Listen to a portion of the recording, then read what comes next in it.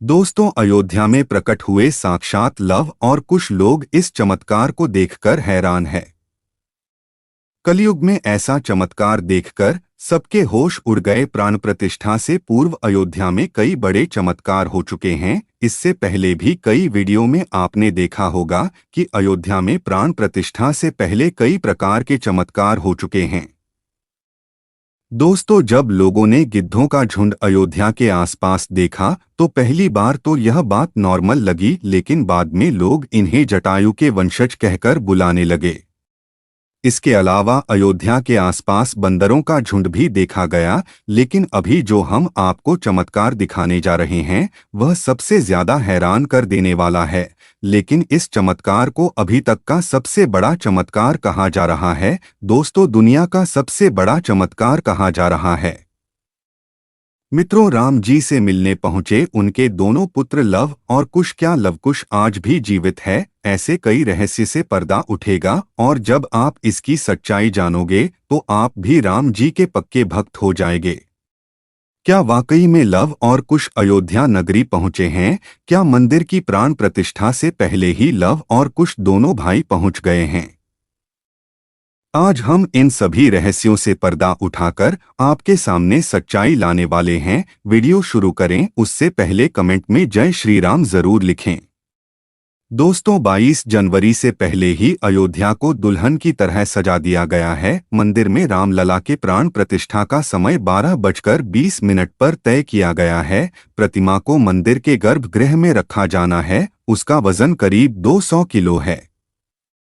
भगवान राम की यह प्रतिमा 5 साल के बच्चे के स्वरूप की होगी। गुजरात से एक ट्रेलर 5500 किलो का ध्वज दंड अयोध्या पहुंच गया है, जो इतना ज्यादा बड़ा है कि इसको एक ट्रक के अंदर लाया गया है, जिसकी तस्वीर सामने आने के बाद पूरी दुनिया में चर्चा हो रही है। इसके अलावा गुजरात से 500 किलो का नगाड़ा पहुंचा है, जिस पर सोने की परत चढ़ी हुई है। 24 किलो का एक घंटा पहुंचा है, जिसको प्राण प्रतिष्ठा के बाद में मंदिर के अंदर बजाया जाएगा। इसके अलावा 108 फीट लंबी अगरबत्ती गुजरात से अयोध्या पहुंची चुकी है। और क्या आप कल्पना कर सकते हैं कि 1100 किलो का दीपक भी बनाकर गुजरात से अयोध्या भेजा है। दोस्तों, यह करीब 500 सालों के लंबे संघर्ष के बाद भगवान श्री राम का मंदिर बनने जा रहा है। इसके अलावा भी दोस्तों, प्रभु श्री राम के मंदिर में ऐसे चमत्कार हुए हैं जिसकी अयोध्या से लेकर पूरे भारत में चर्चा हो रही है। वहीं मंदिर के यज्ञ के लिए राजस्थान से 650 किलो देसी गाय का घी भी मंदिर में पहुंच गया है, और नेपाल के जनकपुर से अयोध्या के लिए एक साथ 500 से ज्यादा टोकरी में उपहार बांधकर जनकपुर वासी अयोध्या ला रहे हैं। दोस्तों, हर राम भक्त को इस दिन का लंबे समय से इंतजार था। अयोध्या में 22 जनवरी से लेकर 25 मार्च तक कई खास कार्यक्रमों का आयोजन किया जाएगा। इस बीच मंदिर के गर्भगृह के निर्माण का काम 24 घंटे चल रहा है। 22 जनवरी को राम मंदिर में रामलला की प्राण प्रतिष्ठा होने वाली है। दोस्तों, मंदिर के लिए प्राण प्रतिष्ठा का कार्यक्रम बहुत ज्यादा महत्वपूर्ण होता है। आखिर मंदिर की प्राण प्रतिष्ठा कैसे की जाती है, इसके अलावा यह भी बताएंगे कि कैसे लवकुश अयोध्या में प्रकट हुए, इसलिए आप वीडियो के अंत तक बने रहना। दोस्तों, सनातन धर्म में किसी भी मूर्ति के लिए प्राण प्रतिष्ठा बहुत महत्वपूर्ण होती है। प्राण प्रतिष्ठा मूर्ति स्थापना के समय किया जाता है। किसी भी मूर्ति की स्थायी समय उस प्रतिमा रूप को जीवित करने की विधि प्राण प्रतिष्ठा कहलाती है। प्राण शब्द का अर्थ जीवन शक्ति और प्रतिष्ठा का अर्थ स्थापना होता है। ऐसे में प्राण प्रतिष्ठा का अर्थ जीवन शक्ति की स्थापना करना या देवता को जीवन में लाना होता है। बिना प्राण प्रतिष्ठा के कोई भी मूर्ति पूजा के योग्य नहीं मानी जाती है। मान्यता है कि प्राण प्रतिष्ठा के जरिए मूर्ति में जीवन शक्ति का संचार होता है और वह मूर्ति देवता के रूप में बदल जाती है, अर्थात अब साक्षात प्रभु श्री राम अयोध्या राम मंदिर में निवास करने वाले हैं। और मित्रों, जब खुद प्रभु श्री राम लंबे टाइम बाद अयोध्या पधार रहे हैं तो भला उनके दोनों बेटे पीछे कैसे रह सकते हैं। दोस्तों, भगवान राम ने जब अयोध्या छोड़ी थी, यानी जब उन्होंने जल समाधि ले ली थी, उसके बाद सारा राजपाट लवकुश के पास चला गया था। लेकिन क्या आप जानते हैं कि भगवान श्री राम ने जल समाधि क्यों ली थी? आखिर ऐसी क्या वजह थी कि भगवान श्री राम को जल समाधि लेनी पड़ी? दोस्तों, बताया जाता है कि यमराज यह जानते थे कि भगवान की इच्छा के बिना भगवान न तो स्वयं शरीर का त्याग करेंगे और न शेषनाग के अंशावतार लक्ष्मण जी। ऐसे में यहाँ पर यमराज एक चाल चलते हैं। एक दिन यमराज किसी विषय पर बात करने भगवान राम के पास आ पहुंचे। भगवान राम ने जब यमराज से आने का कारण पूछा तो यमराज ने कहा कि आपसे कुछ जरूरी बातें करनी है। भगवान राम यमराज को अपने कक्ष में ले गए। यमराज ने कहा कि मैं चाहता हूं कि जब तक मेरी और आपकी बात हो उस बीच कोई इस कक्ष में नहीं आए। यमराज ने अपनी बात को आगे बढ़ाते हुए कहा कि अगर कोई बीच में आ जाता है तो आप उसे मृत्यु दंड देंगे।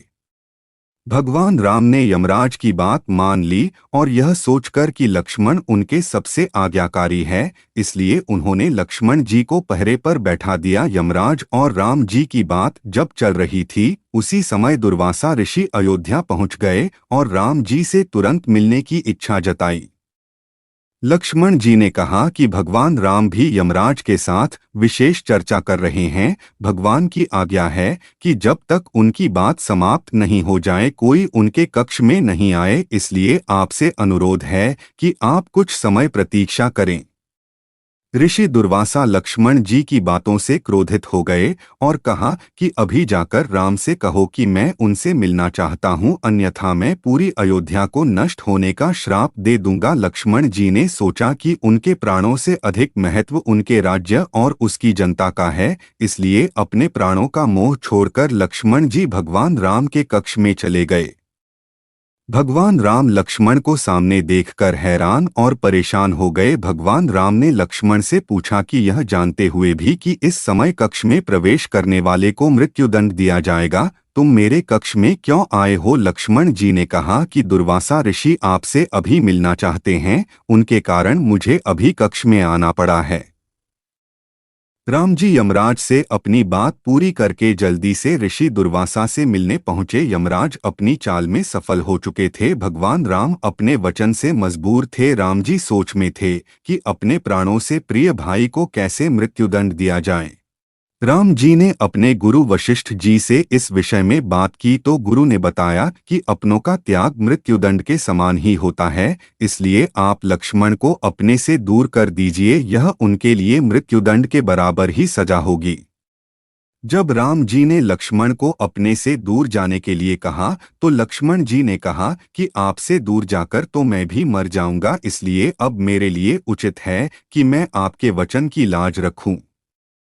लक्ष्मण जी भगवान राम को प्रणाम करके राजमहल से चल पड़े और सरयू नदी में जाकर जल समाधि ले ली। इस तरह राम और लक्ष्मण दोनों ने अपने अपने वचनों और कर्तव्य का पालन किया। इसलिए कहते रघुकुल रीति सदा चली आई, प्राण जाए पर वचन न जाई। और वही दोस्तों, लोग 22 जनवरी का बेसब्री से इंतजार कर रहे हैं, इसलिए राम मंदिर का काम तेजी से पूरा किया जा रहा है। प्राण प्रतिष्ठा समारोह में खुद प्रधानमंत्री नरेंद्र मोदी के आने की तैयारी में मंदिर को भव्य रूप से सजाया जा रहा है। देश भर के प्रतिष्ठित लोगों को 22 जनवरी के दिन अयोध्या आने और प्राण प्रतिष्ठा समारोह में शामिल होने के लिए निमंत्रण दिया गया है। इन सब को देखते हुए तैयारियां की जा रही है और आम लोगों को परेशानी न हो, इसलिए उन्हें 22 जनवरी को अयोध्या नहीं आने की अपील की गई है। दोस्तों, आइए अब उस नगाड़े के बारे में बात करते हैं जिस नगाड़े की वीडियो की शुरुआत में बात की थी। इस नगाड़े पर सोने और चांदी की परत चढ़ाई गई है। 500 किलो के इस भव्य नगाड़े में लोहे और तांबे का इस्तेमाल हुआ है। इस नगाड़े को बनाने वाले अकबर समाज के 4 लोग श्री राम लल्ला प्राण प्रतिष्ठा के दिन इसे मंदिर में बजाएंगे।